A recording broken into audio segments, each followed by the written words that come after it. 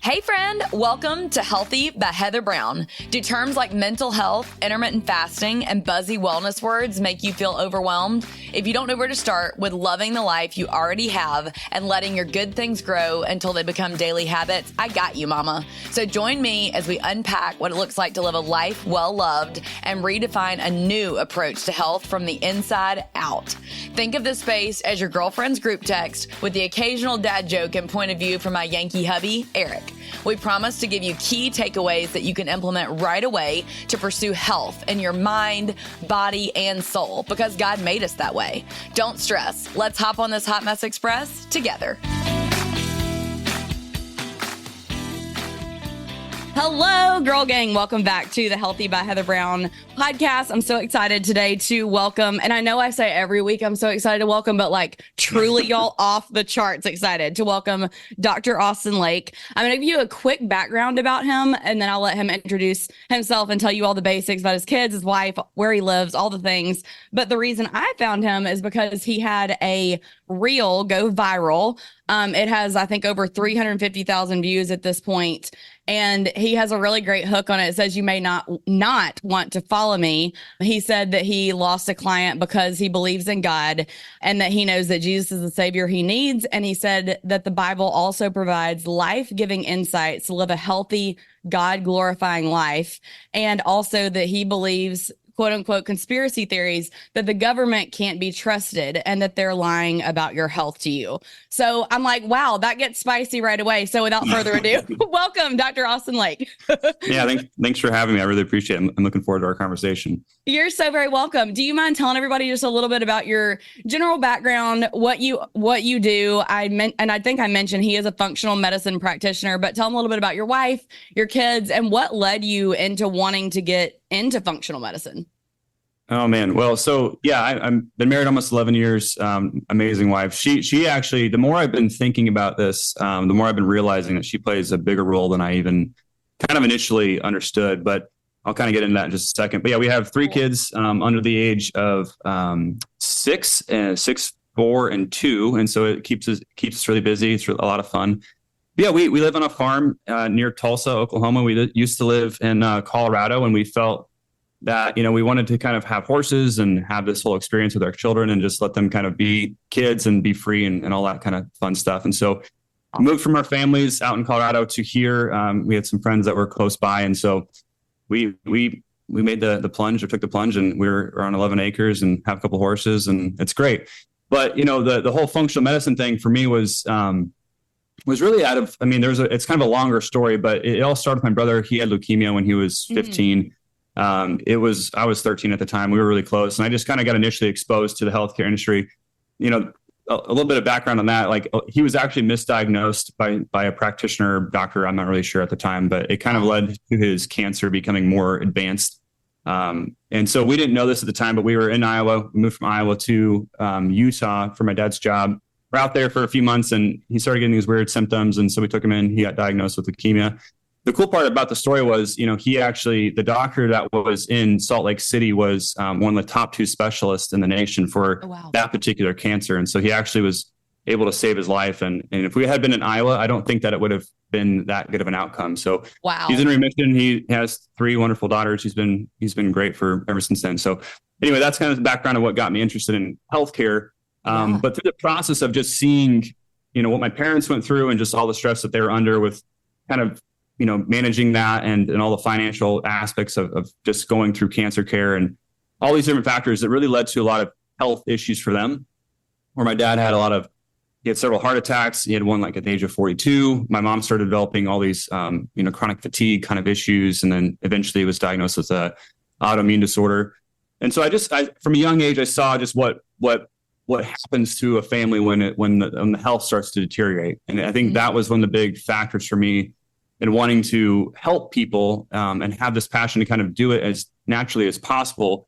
And I always, it's kind of ironic because, the doctor that saved my brother was a conventional doctor, and, they had radiation and chemo and all those things, and it worked. It helped get his life back. And, even though I'm a huge advocate for natural things, I still think our conventional medical system, it has a lot of benefits and skills, and it's great saving people's lives. And, it has a lot of perks, but it's not it's not going to cure everyone's problems, and it's not really designed to fix every single issue that we're faced with. So that was kind of like my initial journey into healthcare. And I think the functional medicine piece of it came into me when I actually started having my own chronic pain and fatigue when I was in my 20s, and just felt like, I was actually working on getting my doctorate at this point, and I couldn't really figure it out. Like, I just didn't really know what was going on, and it was kind of unusual to me, and I was doing all the right things, and it just wasn't working. And so that's when I started looking into this holistic side of health, and kind of just, I had really a lot of skepticism at first. Like,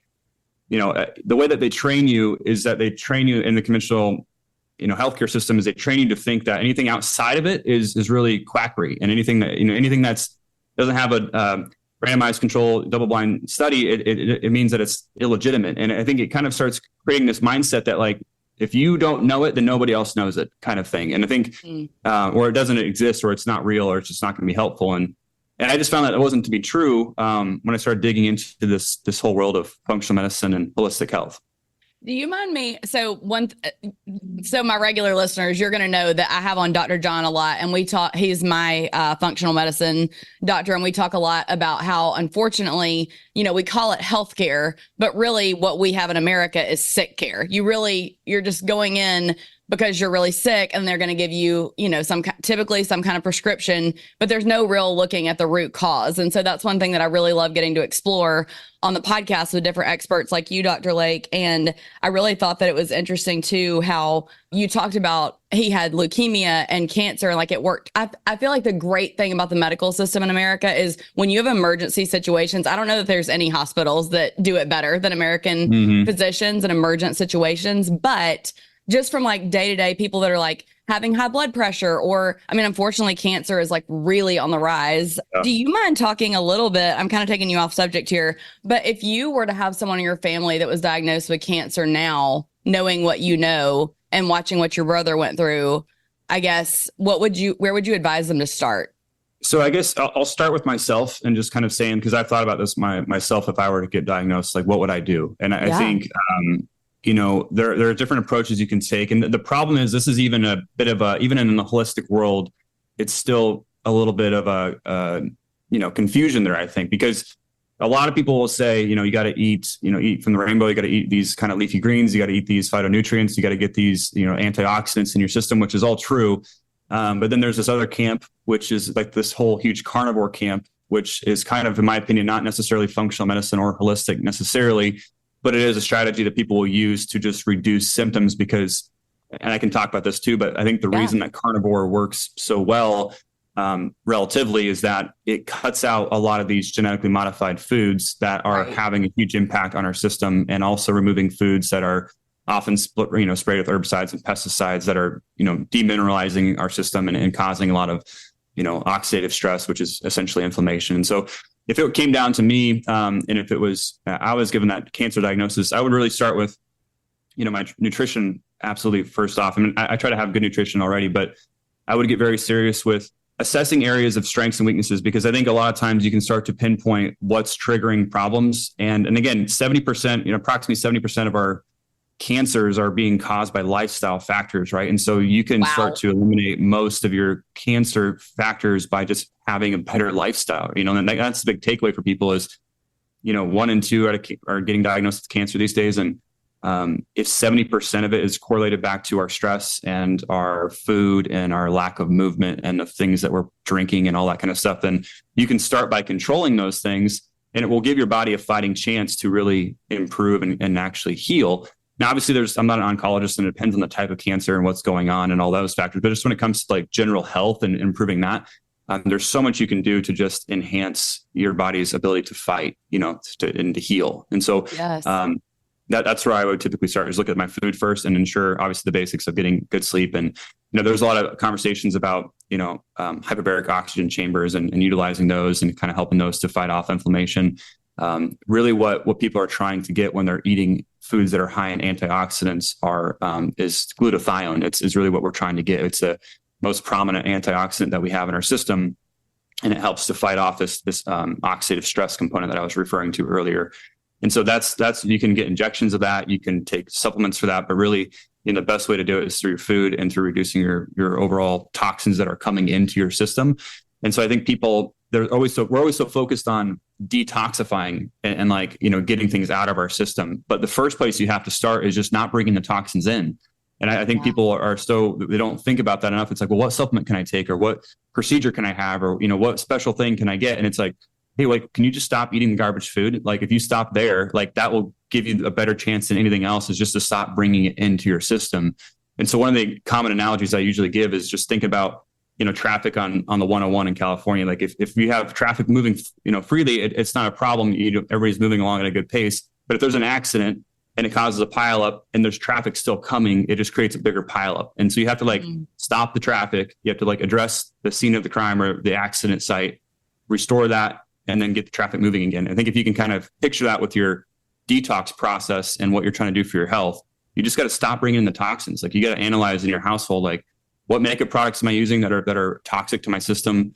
Is my water full of chlorine and fluoride? Am I taking long hot showers every day, and that's causing a lot of issues for my thyroid and neurotoxicity and things like that? Or I've never heard that before. Long hot showers can cause what? Yeah. So if you think about it, so chlorine. So if you take, I think this stat it's pretty. It can ebb and flow a little bit depending on who you're getting the information from. But they said, I think it's the chlorine content from a 10-minute shower, for most households, at least if you don't have filtered water, is about the equivalent of drinking about like 8 glasses of chlorinated, like, regular chlorine tap water. And so chlorine, yeah. So my gosh. Yeah. So the easy way you can think about this stuff is like your skin is like one big mouth, like whatever you're lathering in your skin or being exposed to via like moisture, like it can absorb through your skin and cause issues. So the reason chlorine and fluoride are a big problem with your thyroid specifically is that chlorine and fluoride both compete for absorption, and so they can block iodine absorption.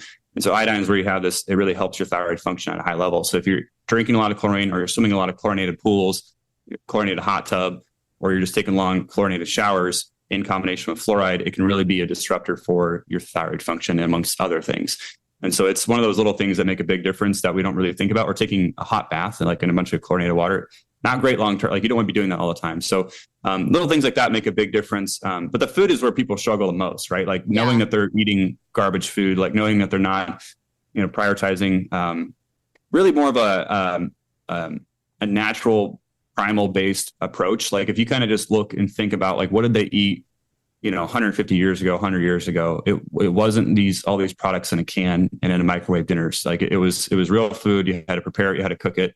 And I think we've gotten so far away from that we don't know what the standard is anymore for just eating in a very, basic way. I think we've made it so complicated with like these protein shakes and these quick and convenient meals. And really the reality is that convenience is killing people. Like the convenience of trying to be healthy, or trying to be just go on the go all the time, and going to practice and going to events and going to work. And like, we don't plan ahead for food, so we eat convenience foods, and those convenience foods are what, in my opinion, are killing most people. And so if we can start to plan and get away from that, you really don't have nearly as much of a threat to your health if you just focused on that one aspect of planning ahead for mealtime and things like that.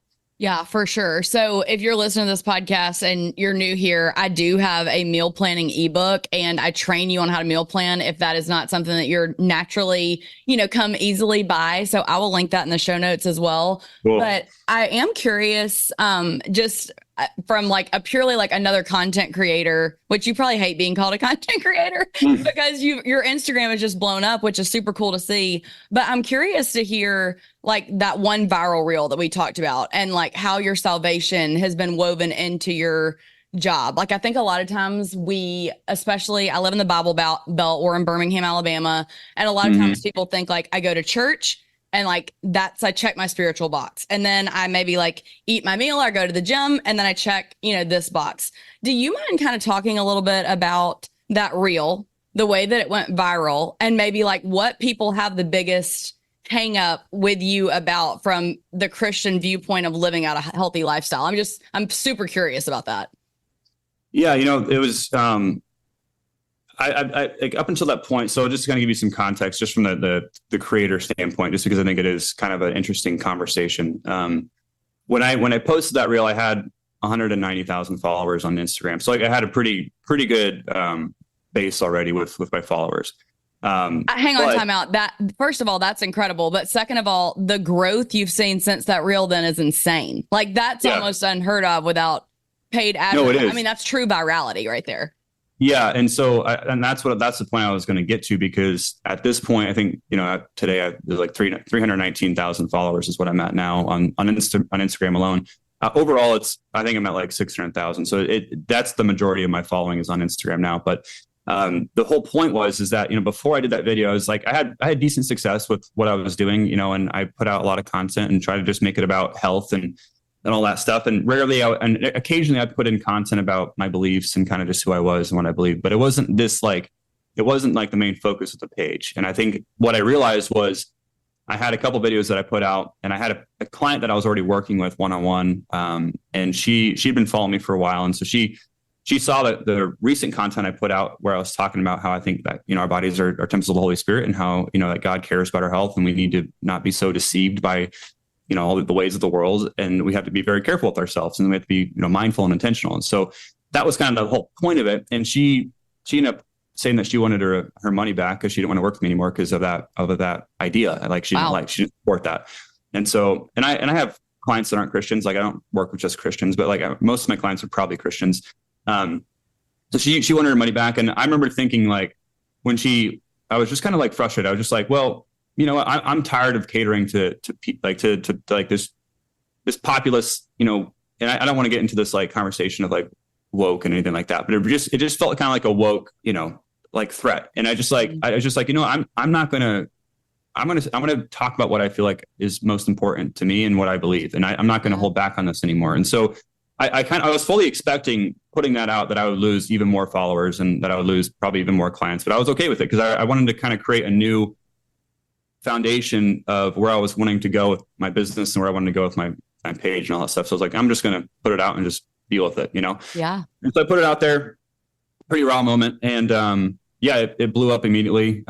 So it actually went to I think it's like 1.6 million. So I did it twice because I wanted to see if it was I just got lucky or what it was, but I posted it again and it's doing the same thing again. And so that first video was huge, and it actually, it got me like 115,000 followers from basically that one video in the last 3 weeks. And so the whole point of that was just that there are people out there that care about this stuff, and that there are people out there that are frustrated, that they're tired of all this stuff that's going on, that they want to find the truth, they want to have somebody they can trust in, and they don't want to just keep eating this alternative narrative, slammed down their throat all the time. Like they want to talk about God. They want to talk about things that matter. And I think, as soon as I realized that, I was like, I'm so glad that like I had that moment, just like, I'm just going to put this out there, because I don't think I would have done it otherwise if I wasn't so frustrated. So that was kind of the response that I got, but it's been really, really fun.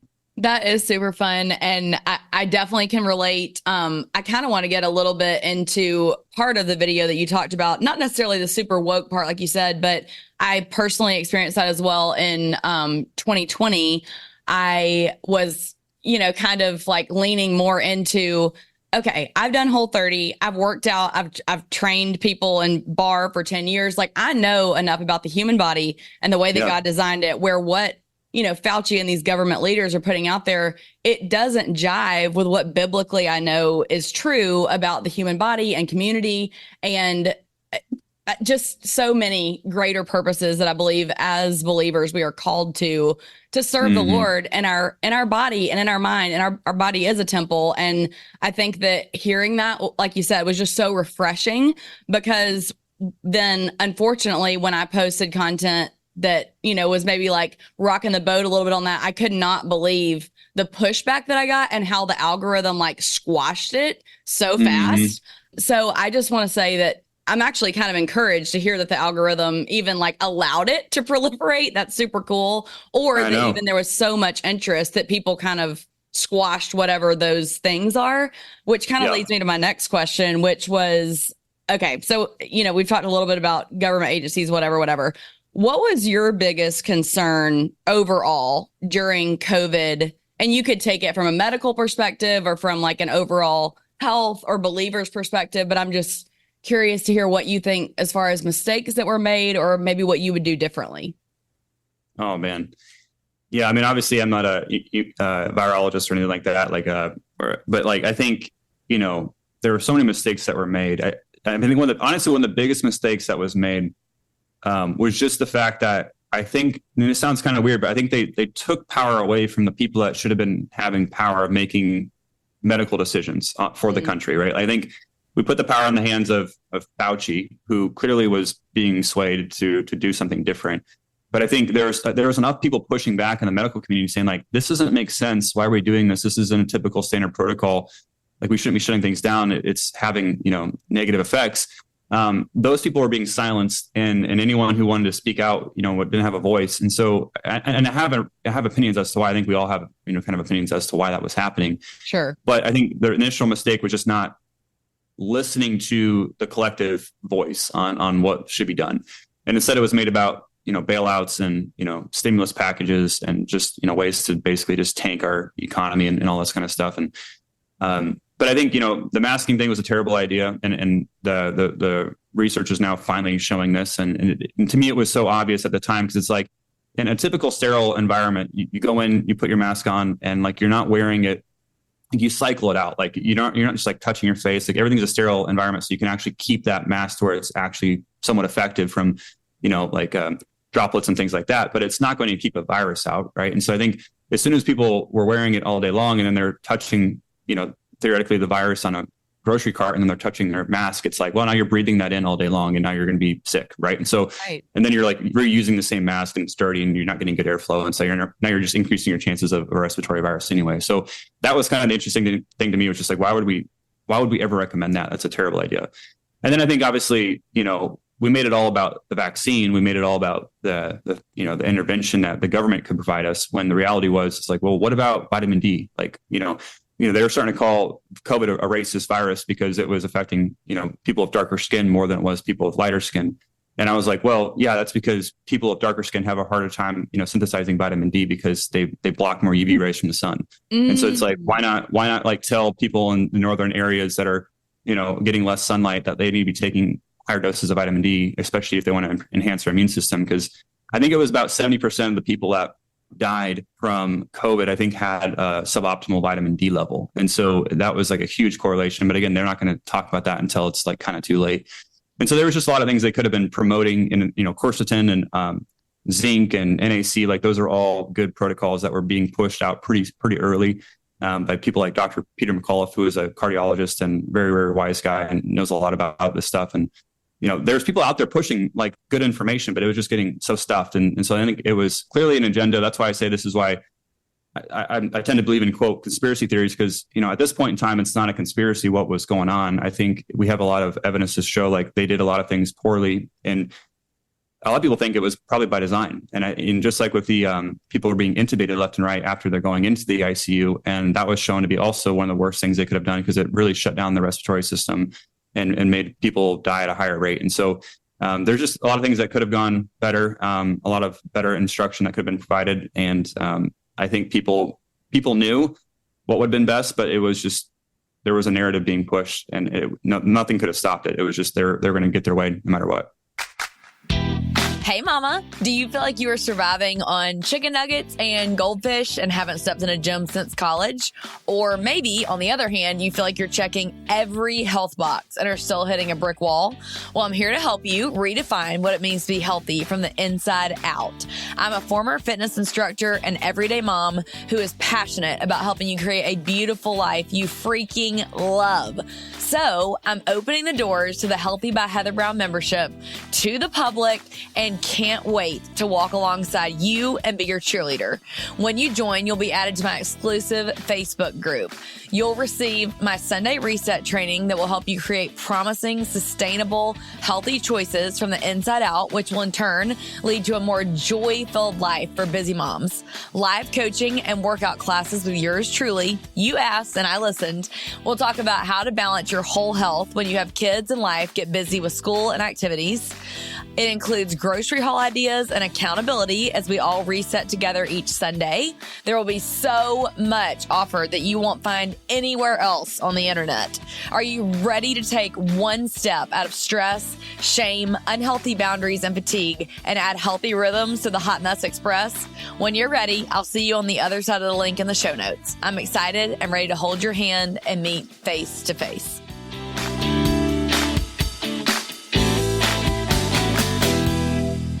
So I think that you brought up so many good points, and I'm like, there's so many rabbit holes I want to go down, but I'm going to start with saying that I have a lot of close friends and family members that are medical professionals that were on the front line, and they kept saying that obviously there were exceptions to the rule, but in general, it seemed to be that the people who were the sickest and landed in the ER or landed on the vents, those kind of things, they were just metabolically unhealthy.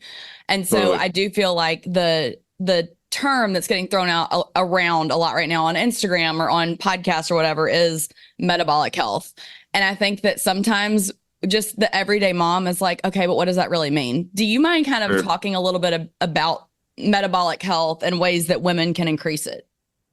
Yeah, absolutely. This is a really good question, because I think you're right. It's something that's it's a very it's an everyday problem for a lot of moms especially. And so I think what I'll do is I'll kind of set up the environment that allows for metabolic inflexibility to develop. Basically, where somebody develops more things like insulin resistance, or stubborn weight loss, or thyroid issues, all that kind of stuff. Because you got to think, with hormones, people are always like, my hormones are imbalanced. My hormones are imbalanced. It's like, well, what's really imbalanced is your environment, and your hormones respond to your environment. And so when you are not sleeping, or you're eating convenience foods, or you have high stress, or you're drinking excessive caffeine, or you're dehydrated and you're inflamed, that creates an unsteady, imbalanced environment. And so now your hormones are responding to that environment. And so for sex hormones, like your testosterone, progesterone, and estrogens, they're usually like the first ones to leave and the last ones to return. And so if somebody's struggling and they're in the state of fight or flight, survival mode, which happens for a lot of parents, but especially moms, it really is taxing on those hormones. And so you start to kind of start reprioritizing what matters most, and having babies and strong libido and strong muscles is not a priority when you're in survival. And the same is true for when you're needing to manage energy. And so your adrenal glands, your thyroid, like all those things are helping to manage energy. And if your body thinks it's in survival mode, and it thinks you may go into a period of starvation, it's going to manage energy differently, essentially. And so instead of using it rapidly for all those processes that I mentioned before, it's now going to say like, hey, this is a high need. We really need these calories. We need this energy. We're going to store it as fat, because fat is protective. Fat is there for a rainy day. It's really helpful in case of starvation. And a lot of our ancestors from the last couple hundred years went through periods of starvation. Like they went through really tough periods where they didn't have food over the winter or whatever. And they needed to kind of, metabolically move things around so we could actually survive. And I guarantee you, they weren't focused on strong hair and babies at that time. They were like, hey, we're just trying to make it through this storm, literally. And so I think if we can kind of picture that, you can start to see how metabolic inflexibility starts to develop for women, specifically because women, there's tons of stats on this, but this is primarily why I work with women only. It's just because women are so much more susceptible to these problems than men are, because women don't have high levels of testosterone. Like they have a lot of testosterone, but it's not as much as males. And so when you start thinking about energy management and burning things off, like if, I can walk down, I can just breathe, and you could breathe, and I'll burn way more calories just by breathing than you would, because I have higher testosterone. So like, it really is like just a different ball game when you're talking about male versus female. But when women are dealing practically, mamas, when you're listening to this, think about this. When you and your husband are like, it's January 1, we're going to do a diet together. And then, one weekend your husband's like, I lost 7 pounds. And you're like, I think I gained a pound. Cute. Yeah, right. Exactly. And this is where women usually go wrong, is because what their idea of like, oh, in order for me to lose weight, I have to kill myself in the gym, calories in, calories out.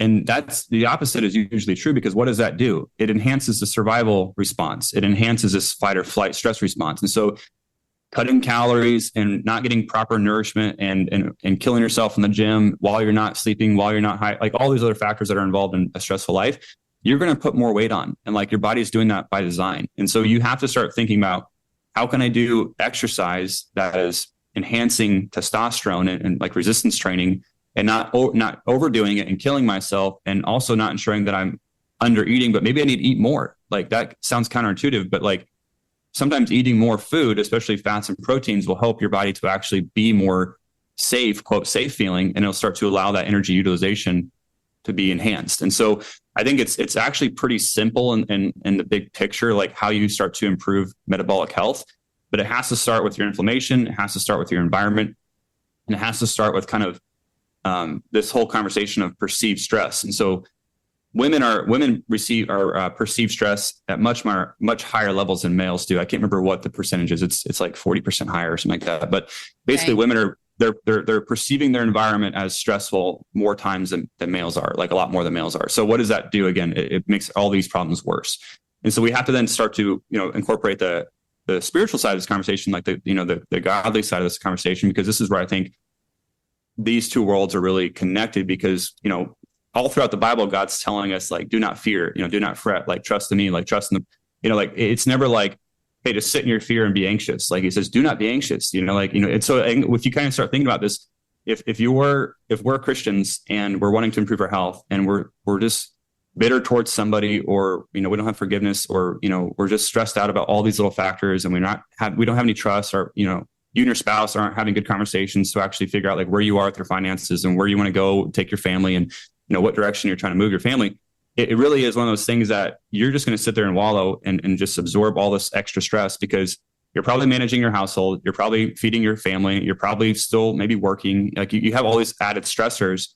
Whereas, culturally speaking, males have kind of maintained their cultural role of like go to work and come home, and it's just a different deal, but like women, it's a little bit different. With now we've added on to the priority, or to the responsibilities of like manage the home, manage the children, and go to work and do all these extra things and take your kids to practice. And, that just like makes it very difficult to not be stressed. Right. And so this is where my wife and I, we, even right out of school, like I wasn't making very good money, and we were just, we had bills to pay, and it would have made a lot of sense for her to go to work and kind of go commit to that process. But by the grace of God, I feel like, I was raised pretty conventionally. Like my mom stayed home, like I was homeschooled, my dad worked, and, they both had stressful lives, but it still was one of these like cultural things that I was like, hey, I kind of like this. I'd like to do this for my wife as well. So I really wanted her to stay home.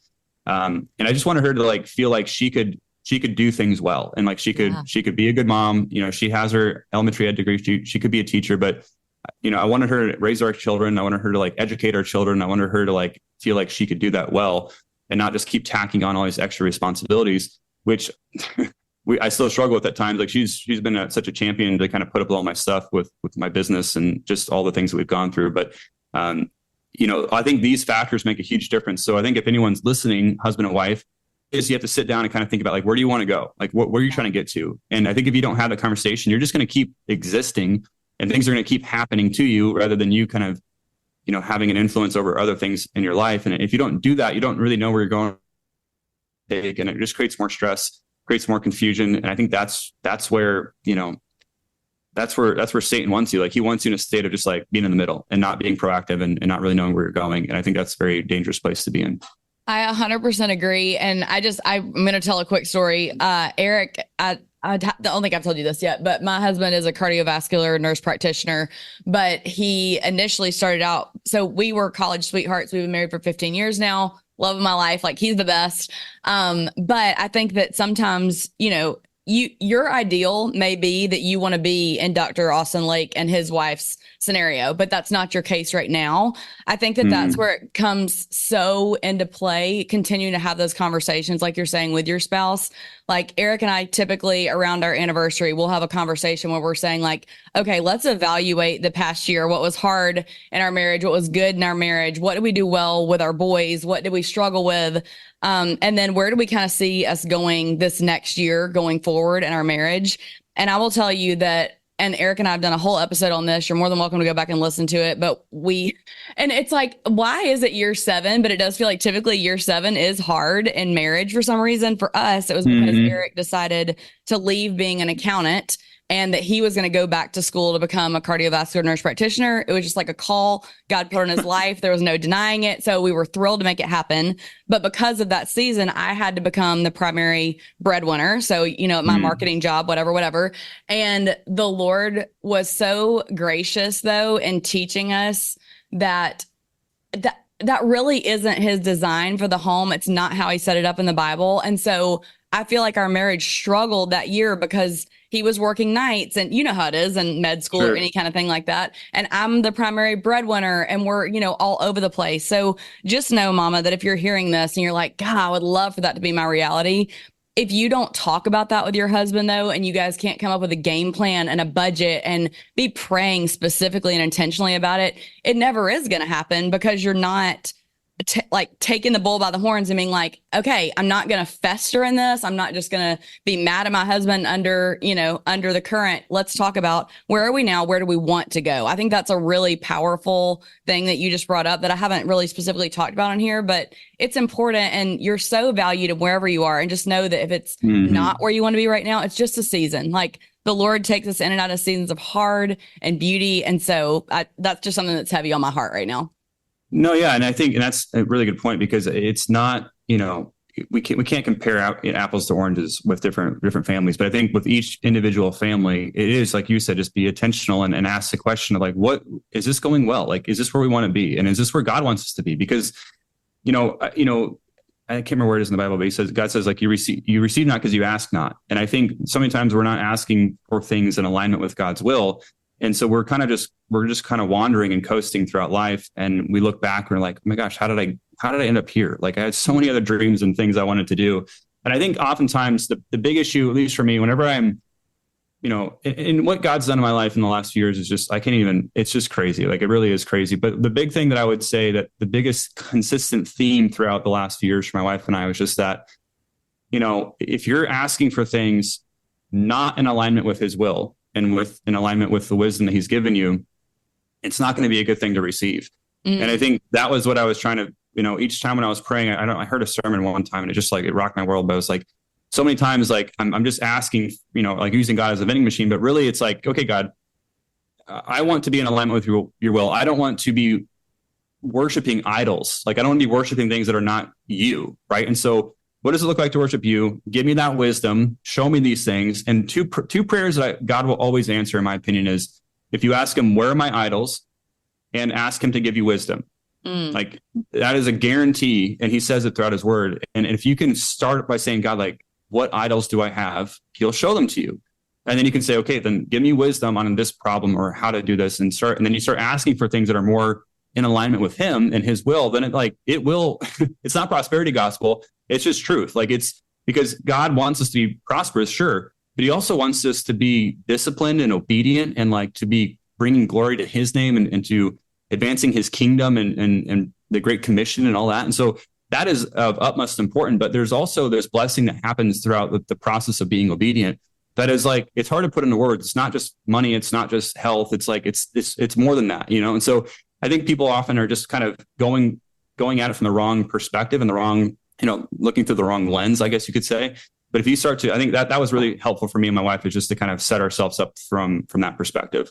Yes, I love that so much. And one thing that the Lord's really been teaching me recently is, I've been working on this massive project now for 4 years. And it still hasn't come to fruition yet, but I am feeling like the Lord's starting to confirm it more, and just, really honestly, just like super cool ways. One day I'll have to do a whole podcast episode about it. But what I'm learning is that I'm like, okay, Lord, even if I got this incredible deal when I first started, or if I got it 2 years in, or whatever it was, if that wasn't where you wanted me, then I don't want to be there, because if you're not in it, it's going to be defeating. It's going to be not successful. And no matter how successful it looks on the outside, if it's not behooving my relationship with you, then what's the point? Because ultimately, I want to hear when I get to heaven, well done, my good and faithful servant, not like, wow, Heather, you like really went all after it for your goals. Like, that's, like, oh my gosh, it was just so convicting for me recently. So absolutely.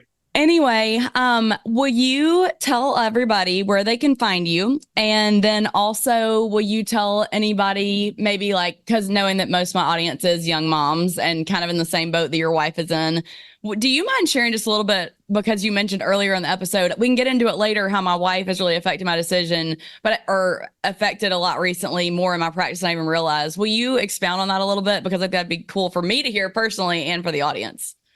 Yeah. So yeah, I'll just kind of, I don't think, know if I told this, but so yeah, I have an online program and we work just with women with these kind of issues. We kind of walk them through a process and protocol from a functional medicine and biblical perspective to kind of get their life back on track. And, a lot of people do need specific testing. They do need kind of a more of a specific approach. And so we do have a process for that we've kind of created. But, my wife, she was helpful in ways because when I first married her, we got married at 23. So I was 23, she was 22.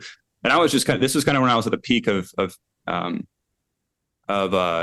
poor health, I guess I could say. Like I came out of college, just tried managing myself for the last 4 years, and really I ate like Hormel chili beans like every lunch, and it was just like I just would drink gallons of milk, and that was like just crazy stuff, right? Like I had no idea what I was doing. And as a result, what do you know? I got really sick and didn't feel well, and so when I married her, I actually had like terrible stomach ulcers on the day that we got married. Like I was just, my gut was a wreck. Oh no. And she, I don't think I really understood, like before I was coming on this podcast, I was just thinking, I just was looking at her in the kitchen. I was just like, like she's like, I talk a lot about my mom. I talk a lot about this, other things, but she's really has been, I'm trying to maintain my composure here a little bit, but, yeah, I think she's just been more instrumental in my journey than I realized. Sorry. No, I appreciate it. And I think that's actually so cool. Like to me, I hope she listens to this podcast and hears the shakiness in your voice, because that's going to be so impactful for her. Like that's incredible. Yeah.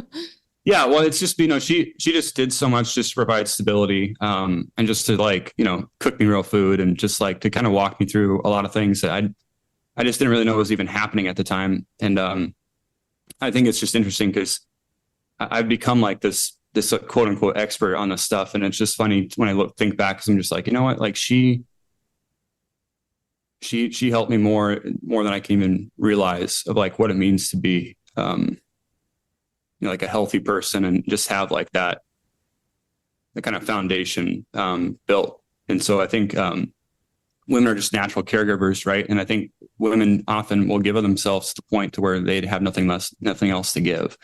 And that's kind of been the motivation for me since this point, just to kind of help, create some stability for other families, because I realized that if the mom doesn't have it, and the mom is losing it, and she doesn't have the health, and like the whole family deteriorates. And it really is. You talk about roles in the household.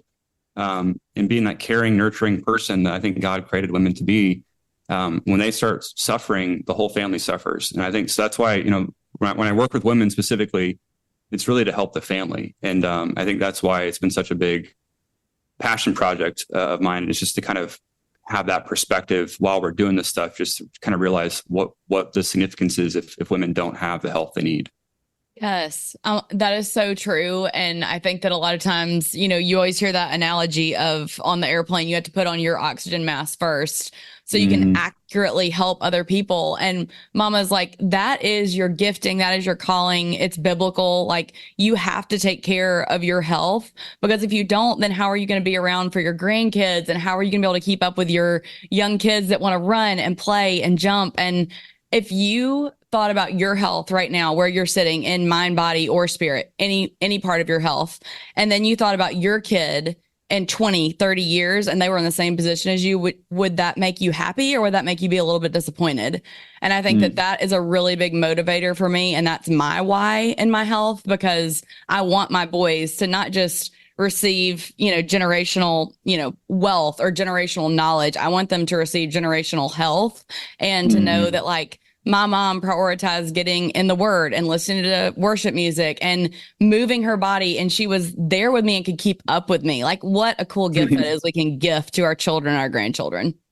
Yeah, absolutely. I think that really is the whole point of it all. And I think a lot of healthcare people make it all about healthcare, wellness rituals. And it's not, it's not to be ritualistic with our with our health and wellness. Like we want to be praising and in righteousness with God. And like, he is the reason that we're doing that. And as a result of that, like, health and wellness is now a byproduct that we are pursuing to reinforce that why. And so I think it's the same is true with our family and with our kids and grandkids. And, I think, kids are our only, connection to the future. Like, if we don't have our kids, like, then we don't have grandkids, then we don't have great grandkids. And it's not about necessarily our legacy. Like, it's not about my legacy. It's about, at least in my opinion, it's about advancing God's kingdom and enhancing that through the blessing of children.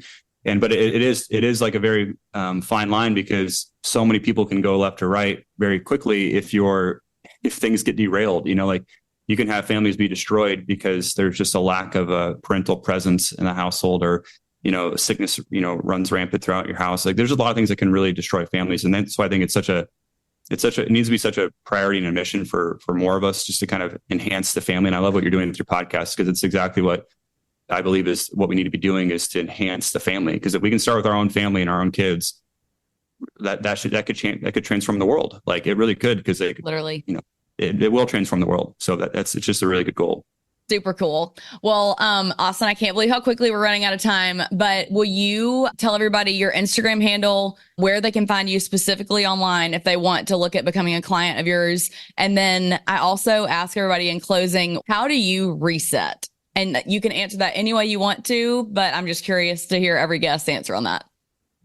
Okay. So yeah, they can go to, it's just dr.austin.lake for Instagram. So you can probably search Austin Lake or Dr. Austin Lake, and you'll find me.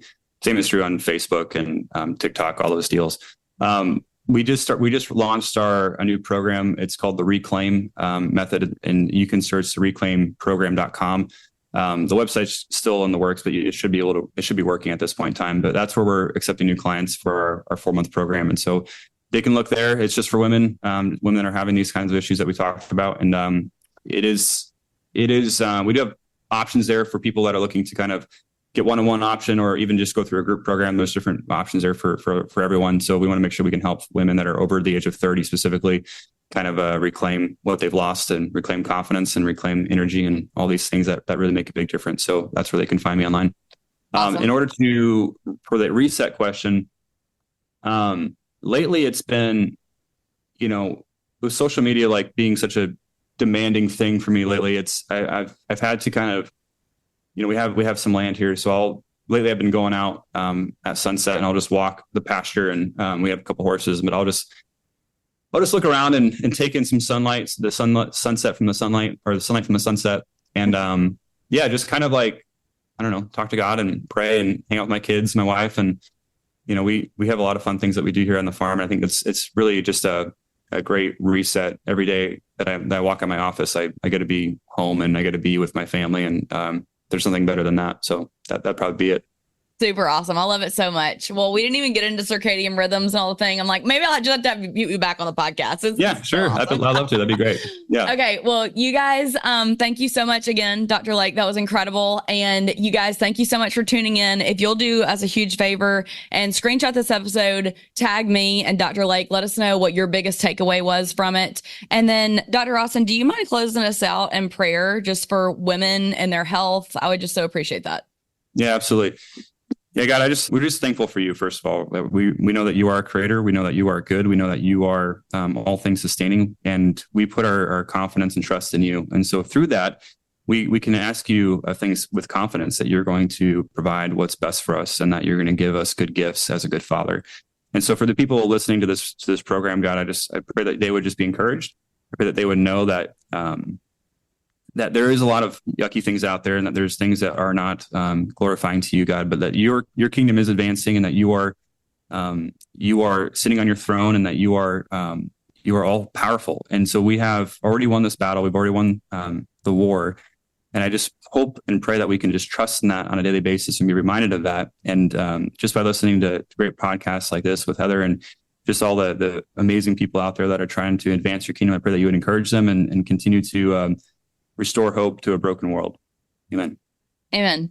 All right. Thank you guys so very much. Have a beautiful week, and we'll see you next time.